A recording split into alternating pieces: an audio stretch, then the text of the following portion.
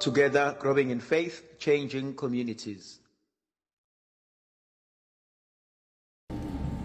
Madumiso Jesu Kristo.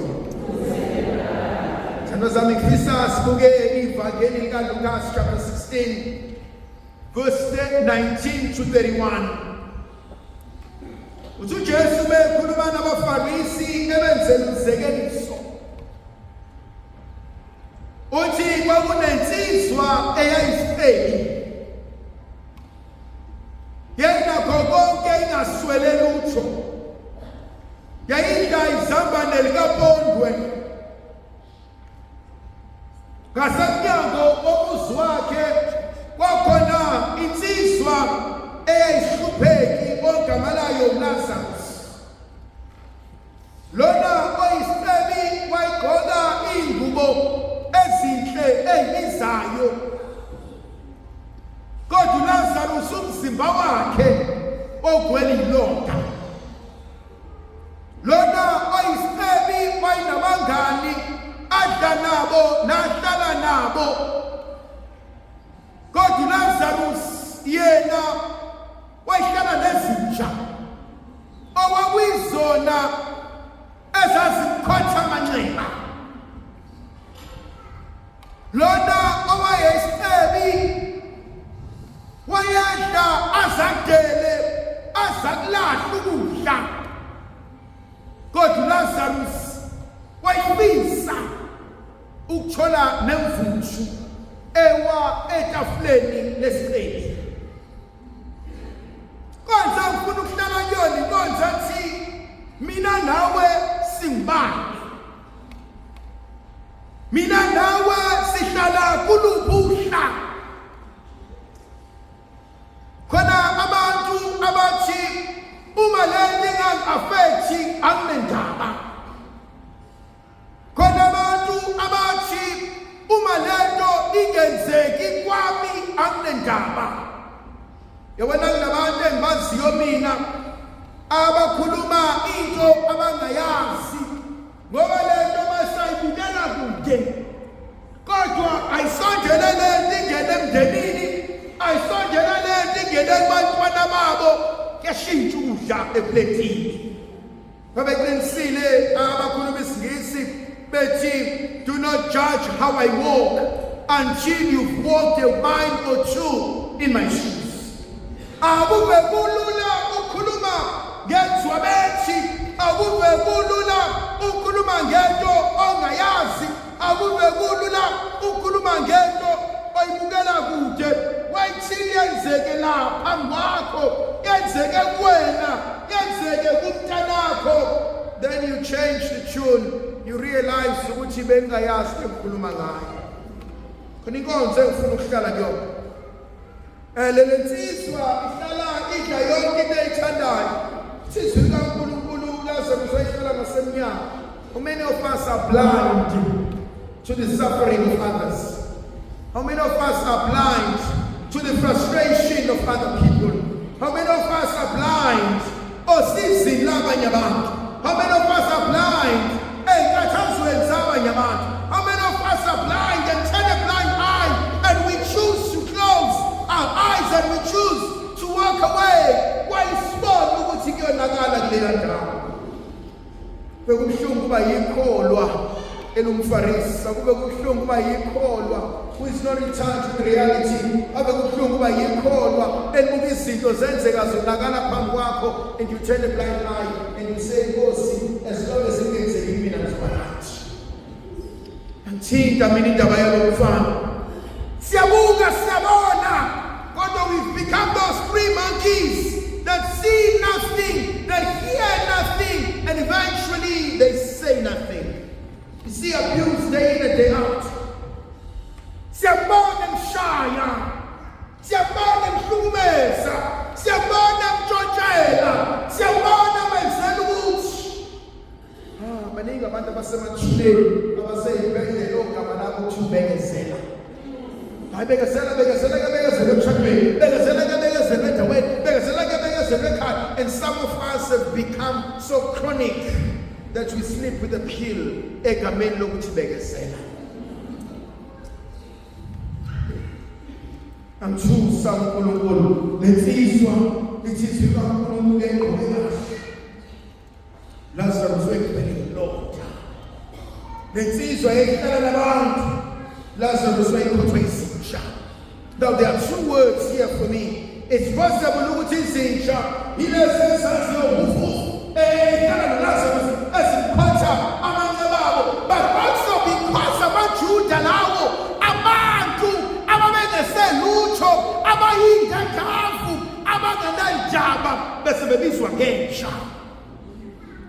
Ingakho uJesu uma qhamuka wesifazane ethi Nkosi mntana uyagula bathi abafundi futhi akabasaba abantu abakholwayo bathi abafundi abantu basozeduze kaJesu bathi abafundi ixoshe lo muntu sibabusile bathi abafundi ixoshe lo muntu bathi uJesu ayihamba wena ngoba uJesu uyabhayise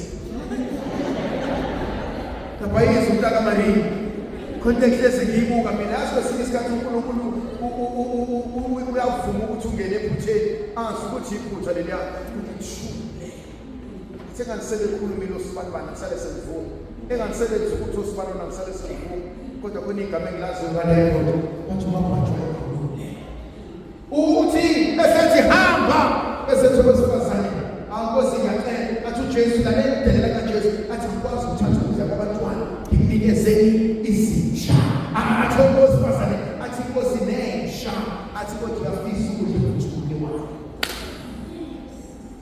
Something so deep when umuntu esekubeke phansi wakwenza umatha wakugandaya wakubiza ngenja wakubiza ngamagama wakwenza yonke into khona isakwazi esintombi ezalayo sathi sithanda ukuthula mntana ngokuthula nokuphezulila athi mntana ngokuthula ubheke phansi kodwa ubheke phansi sasithi sakwazi iyembe zakhe wephansi athi wona into esakhe khona inkonzo engiyazi lithi izwi kaNkulunkulu esefile Lazarus khona inkonzo engiyisabayo ukuthi ngeke ngilangazofana khona inkonzo engiyisabayo ngiyofa maqedane ngibe phambi komthetho wamagama. Izwi kaNkulunkulu esefile uLazarus wathathwa wayobeka esifubeni sika-Abraham. Lithi izwi kaNkulunkulu safisele saphaka sangcwatshwa sasakhuphuka sayohlala leni sakhala sathi sesekushubile sathi sesiyakhala waseyangiphala athi obhala kahle athi uLazarus ehlele esifubeni athi uAbraham athi ndoda athi wena konke kwakuhambela kahle athi namhlanje lo seyadiphuswa. Inkonzo engiyithanda uNkulunkulu ngoba ukuthi ngiyazi ukuthi ngiyakufa kodwa ngazi ngakufanele kodwa ekwaziyo ngifa mina ngifisa ngifa engathanda zama ngifile kodwa ngifisa uNkulunkulu nalokusebenza ngothandayo athi ngikufukasi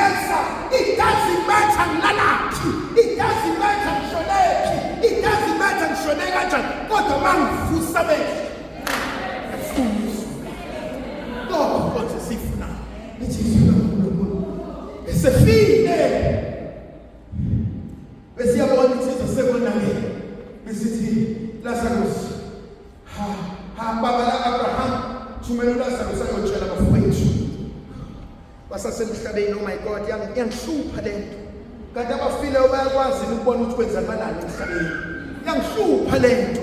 Kanti abafile kahle emhlabeni iyamhlupha lento athi awufuni bese la ngikhona konkonzo ejulile mangifa intsha lento engisho ukuthi manifa ngifuna ukuya ezulwini mina mangifa ngifuna ukuya kuBaba ngifuna ukuyolala namakhehla amadala so njalo ngelinye ilanga uJakobe utshela umntana uJoseph uthi mntana mangifele ngibithe athi thatha amathamba ami athi ukhuphuke nawo uyongilalisa kuBaba. Yazi even in South Africa we spend so much money umuntu ongangcwatshanga eSouth Africa asambe esolanda ngoba la ilele khona kaphumule asabela mgaqweni asiyolanda ngoba la iphelela khona kaphumule akasolala. Yo ngiyamjabukela umuntu ongenawo amakhaya.